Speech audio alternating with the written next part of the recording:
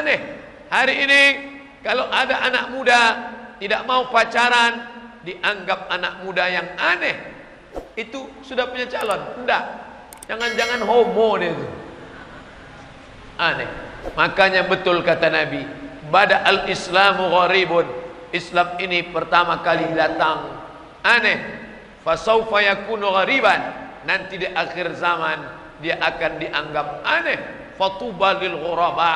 Berbahagialah orang-orang yang aneh. Orang Melayu dulu menikah 7 hari 7 malam. Malam pertama malam merisik, ditengok dulu dia sudah diikat atau belum. Malam kedua malam meminang. Malam ketiga malam berinai. Malam keempat berhatam kaji. Malam kelima malam menikah. Malam 6, 7 malam berpesta. Makan-makan, minum-minum, berkumpul silaturahim. 7 hari 7 malam. Sekarang tak ada lagi merisik, tak ada lagi meminang, tak ada angin, tak ada hujan, akad saja langsung. Kenapa langsung akad? Kalau tak disegerakan akad meletup saking besarnya sudah. Dulu akad nikah Januari, Februari, Maret, April, Mei, Juni, Juli, Agustus, September, Oktober, November, Desember baru Ustadz diundang.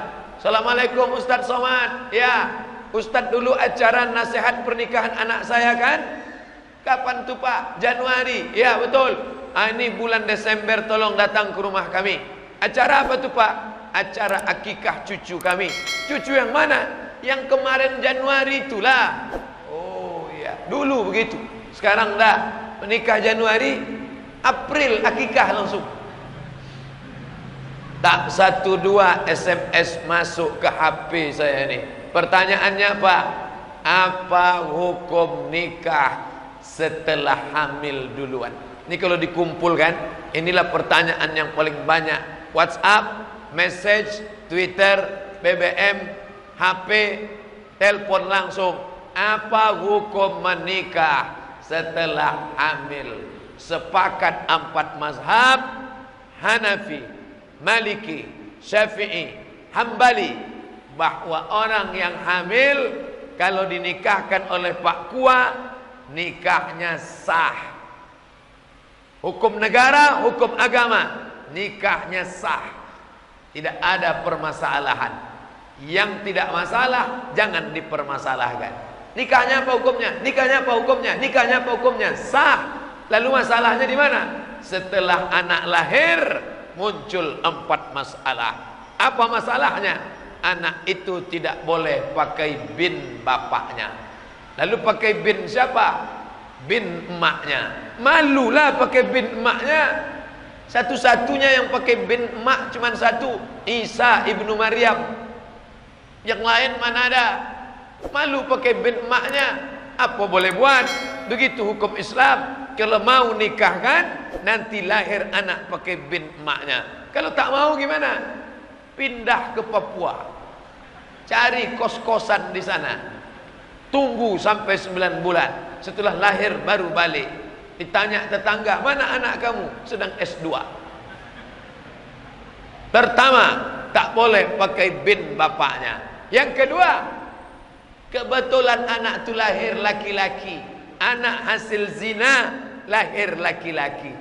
Setelah itu lahir adiknya perempuan, adiknya perempuan, adiknya perempuan, adiknya perempuan. Maka abang yang laki-laki hasil zina tadi tidak bisa menjadi wali bagi adik-adiknya.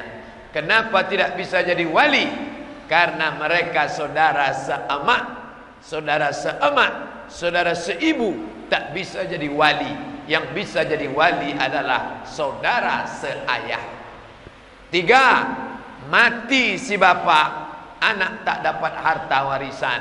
Kenapa? Mereka tidak ada hubungan nasab. Orang yang mendapat warisan hanya karena ada hubungan nasab.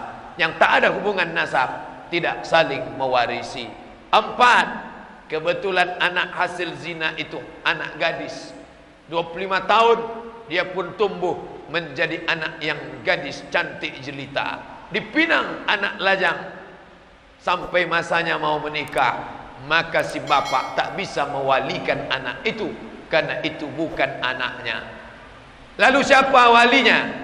walinya adalah wali hakim. Datangi Pak Kua 25 tahun yang lalu. Pak Kua, ya, saya mau bicara dengan Bapak nih 4 mata.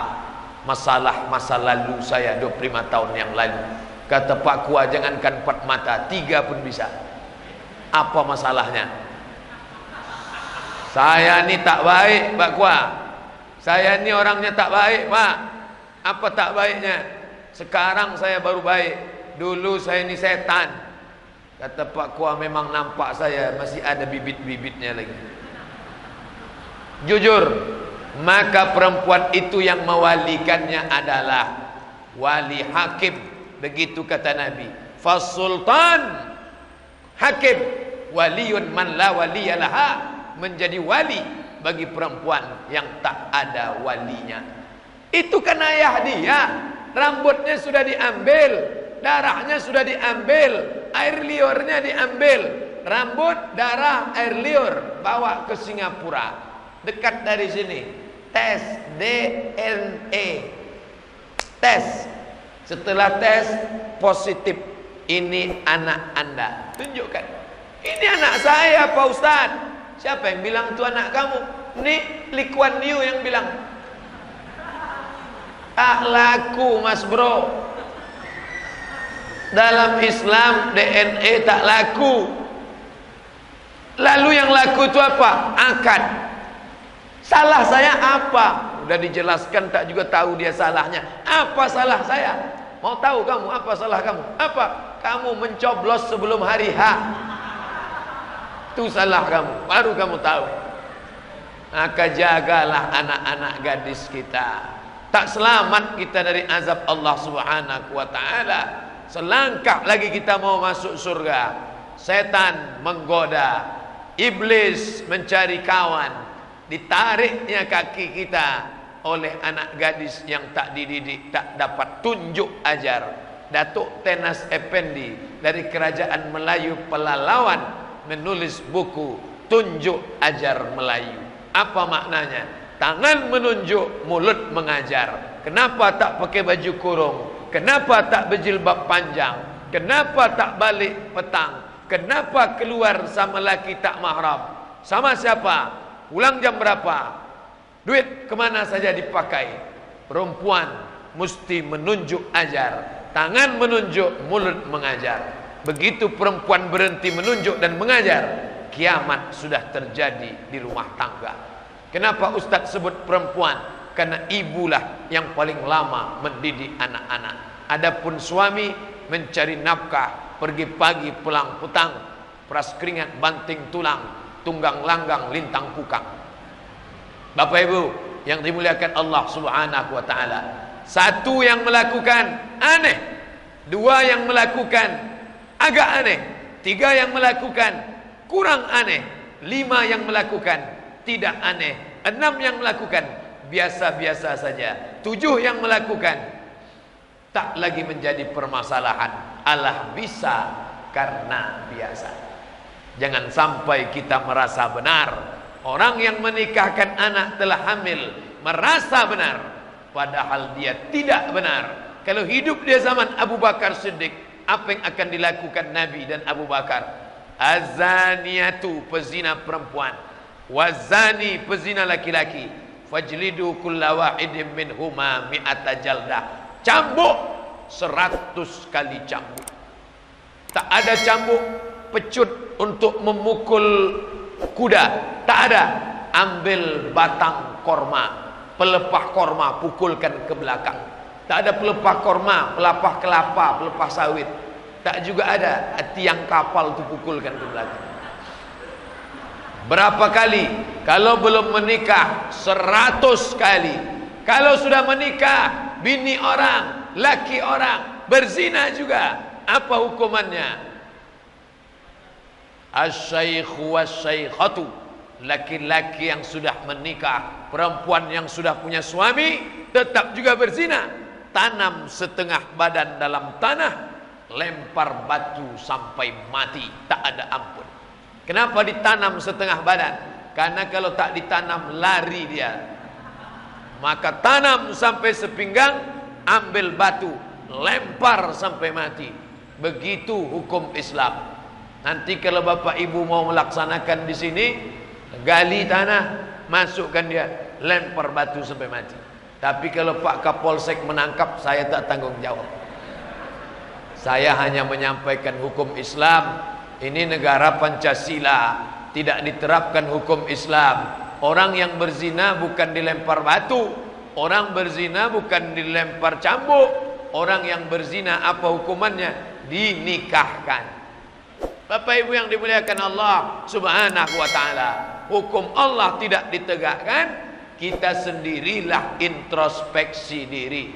Salat Islam, puasa Islam, haji Islam, umrah Islam, zakat Islam, tapi pernikahan tidak Islam, maka tak sempurna Islam kita. Ya ayyuhalladzina amanu, hai orang beriman, udkhulu fis silmi, masuklah kamu ke dalam Islam kafah, secara total, jangan sepotong-sepotong. Download tak bisa sepotong. Kalau gagal download Anda 95%, hangus semuanya. Selesaikan ceritanya dari A sampai Z. Allahu Akbar, salat Islam, tak makan tak minum, puasa Islam, keluarkan zakat mal Islam, ada duit pergi haji umrah Islam. 4, syahadat tiap hari, asyhadu an la ilaha illallah wa asyhadu anna muhammadar rasulullah. Kita benar di hadapan Allah, kita benar di hadapan manusia, tidak merasa benar, tapi memang kita sebenar-benar. Saya mulai ceramah tadi jam 2, sekarang setengah 3, untuk menjelaskan benar dan merasa benar setengah jam. Lalu kelanjutannya apa? Selanjutnya adalah kapan kita tahu bahwa diri kita itu benar. Merasa waras tak sama dengan orang waras. Di mana orang merasa waras? Di rumah sakit jiwa. Di rumah sakit jiwa itu semua merasa waras. Apa buktinya? Nanti kalau bapak mau coba, ibu mau tes, balik dari sini, singgah ke rumah sakit jiwa, masuklah ke dalam. Ustadz pernah nyoba? Sudah. Masuk ke rumah sakit jiwa, jumpa pertama orang gila. Dia nanya kita, apa kata dia? Bapak gila ya?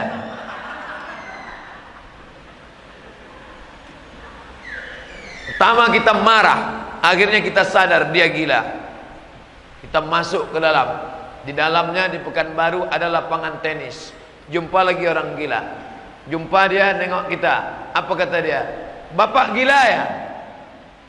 Sudah 2 orang mengatakan aku gila. Naik ke lantai 1, mau jumpa dokter, psikiater. Jumpa lagi orang gila di tangga. Apa kata dia? Bapak gila ya? Sudah 3 orang nyebut kita gila. Lama-lama kita ragu, siapa yang sebetulnya gila nih? Aku apa dia? Tengok, maka zaman sekarang saking banyaknya orang gila, orang waras itu ragu tentang kewarasannya. Yakinkanlah bahwa kita waras, sehingga 1000 orang mengatakan kita gila. Aku tidak gila. Ibu punya kucing, kucingnya cantik dari Turki, kucing Anggora namanya. Ibu ikat pakai tali, bawa ke pasar. Datang orang menengok. Apa kata orang? Cantik anjingnya ya. Kucing ini, bukan anjing. Bawa terus. Sudah mau dekat pasar, jumpa kawan. Dia tengok.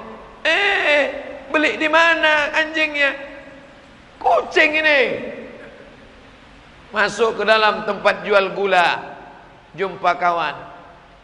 Mantap anjingnya. Mulai ragu, ini anjing apa kucing? Maka tengok, pandang baik-baik. Tengok dekat, sentil telinganya. Kucing.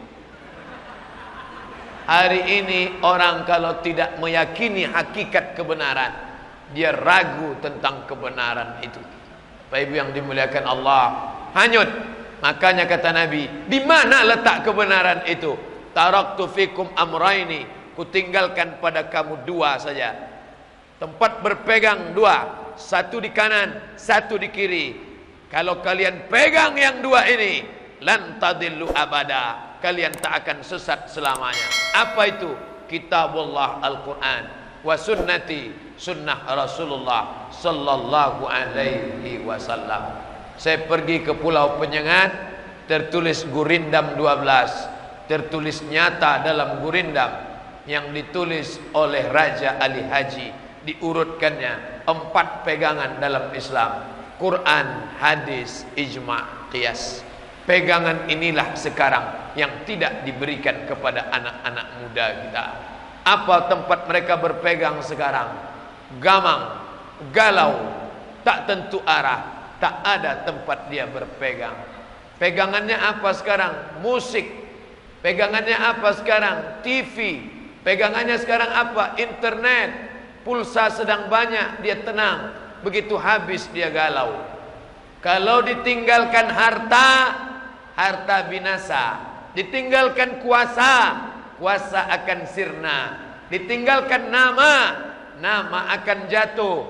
Tengku, Said, Raja, binasa. Tapi ketika kau tinggalkan Quran dan Sunnah, tak lapuk karena hujan, tak lekang karena panas, tinggalkanlah itu.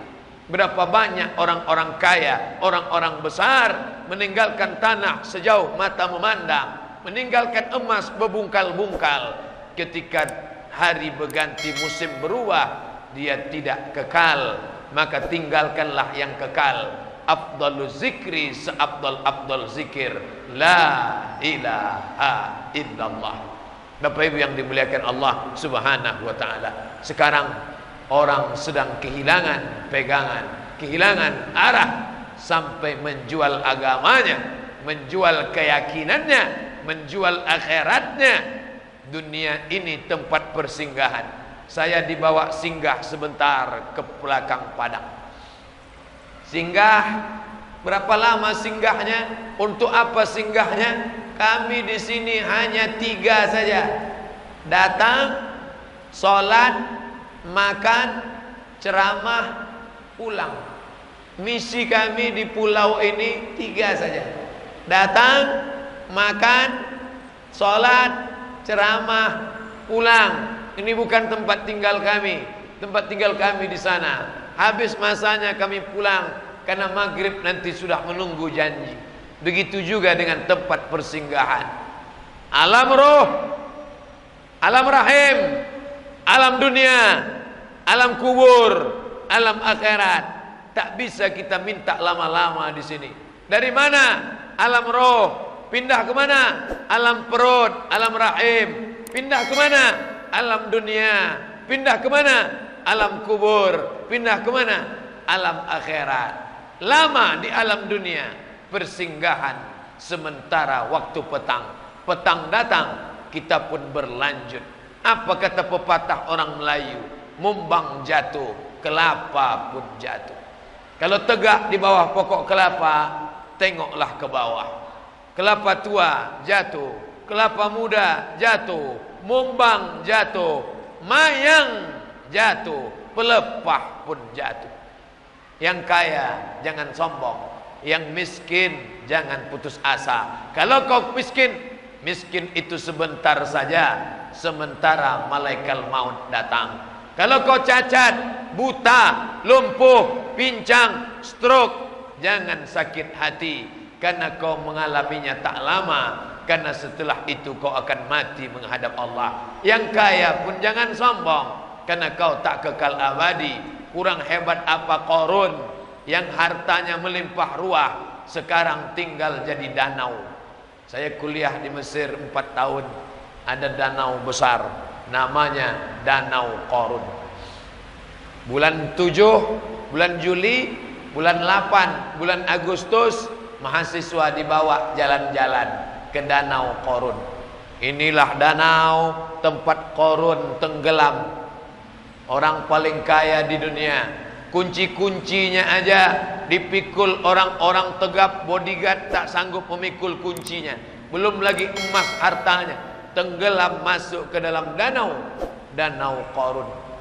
Saking kayanya Qarun, Kalau ada ibu menggali tanah di belakang rumah, di belakang padang, gali tanah, dapat periuk emas.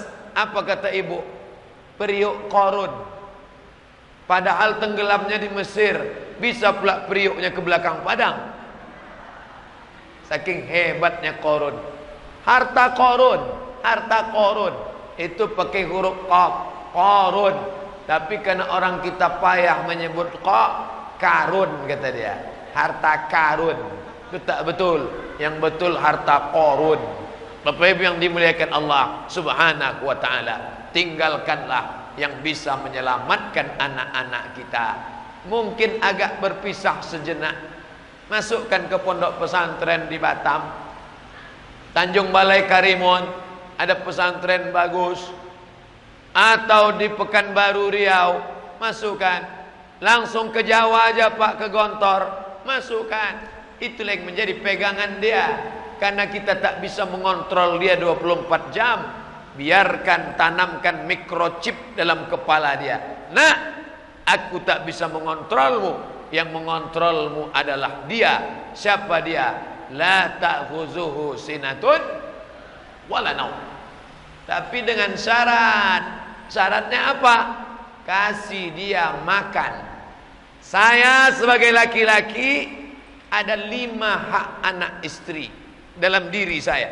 Kalau tak saya kasih, maka saya zalim. Saya merasa benar, tapi saya sedang salah. Makan, pakai, tempat tinggal, pendidikan, perhatian. Makan, kasih dia makan. Makan pagi, makan siang, makan malam. Pakai, kasih dia pakai. Baju koko, baju batik. Tempat tinggal, sediakan dia rumah. Belum sanggup buat rumah, kontrak. Nanti sampai masanya ada duit buat rumah. Makan, pakai, tempat tinggal. Pendidikan, masukkan dia ke sekolah agama. Dulu orang-orang Melayu belajar agama di Pulau Penyengat, makam Habib As-Saqqaf, As-Segaf, itu dari Yaman langsung. Anak-anak raja di Pulau Penyengat langsung belajar ke ulama dari Yaman. Ulama keturunan Nabi dari Yaman. Makamnya ada di komplek makam Sultan. Inilah makam Habib As-Segaf, ulama dari Yaman yang mengajar agama Islam. Quran, hadis, fikih, tajwid, bahasa Arab, balaghah, ma'ani, mantik, bayan, usul fikih, qawaidul fikih, ulumul hadis, mustalah hadis, hadis tahlili, hadis maudhu'i, tafsir, ulumul Quran, arud qawafi, pelajaran-pelajaran agama. Sekarang pelajaran agama yang 20 ini dipres menjadi 5. Quran, hadis, fikih, bahasa Arab, sejarah Islam. Itu pun kalau SDIT, SMPIT, SMAIT. Kalau hanya mengharapkan impres, instruksi presiden, SMP negeri, SMA negeri, STM, SMK negeri, hanya pelajaran satu, pelajaran agama Islam. Sebodoh-bodoh orang Melayu, tidak ada orang Melayu buta huruf Al-Quran. Kenapa? Karena dia bisa membaca perukunan Melayu. Perukunan Melayu. Yang nulis orang Melayu pakai huruf Arab Melayu. Orang Melayu tak ada huruf Latin. A, B, C, D, E, F, G datang setelah Belanda datang. Dulu bagaimana nenek moyang kita belajar? Pakai huruf Arab Melayu. Sekarang Arab Melayu digantikan huruf Latin. Apa efeknya? Luar biasa. Segoblok-goblok orang Melayu, takkan dia tak pandai baca Quran, karena dia baca huruf Arab Melayu. Setelah Arab Melayu tercampak, sekarang tinggal huruf Latin. Mau tak mau, suka tak suka, Kepri saya tak tahu berapa. Yang jelas Riau daratan, kami di darat sana buta huruf Al-Quran. 2015 40% tak pandai tulis baca Al-Quran. Dulu belajar mengaji di surau langgar musola ramai, mengaum suara tawon di masjid. Alif di atas, alif di bawah, ya alif di depan, u, a, i, u. Alif 2 di atas an, alif 2 di bawah, in alif 8 on, an, in, on. Sekarang masuk kita ke surau, ke langgar, ke musola, sunyi. Tak ada anak-anak mengaji. Kemana? Kuali yang tak berminyak sudah menggoreng otaknya. Apa itu? Parabola. 100 channel yang merusak kepala anak-anak kita. Dulu di rumah tu TV cuma satu. TV bapak satu, TV bapak satu, TV bapak satu, TV bapak satu. Gara-gara satu TV ini berkelahi.